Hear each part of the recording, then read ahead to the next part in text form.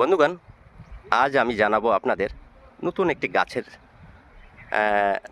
নাম বা তার ব্যবহার বা তার গুণ। এই সেই গাছটি আপনারা দেখতে পাচ্ছেন। এই গাছটির নাম খেজড়ির গাছ। এটা রাজস্থানের রাজকীয় গাছ, কিন্তু উদ্ভিদ। দেখছেন, এই গাছে কিন্তু সেই সাংরি হয়। সেই সাংরি কিন্তু বাজারে খুব দামে বিক্রি হয়। 2000 টাকা, কমসে কম 2000 টাকা দামে বিক্রি হয়। তো এই সেই গাছটি দেখতে পাচ্ছেন। আর এটা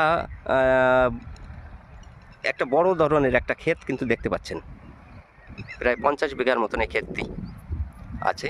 কিন্তু ক্ষেতের ভিতরে যে অনেক গাছ আপনারা দেখতে পাচ্ছেন, অনেক গাছ, এই খেজুরির গাছ।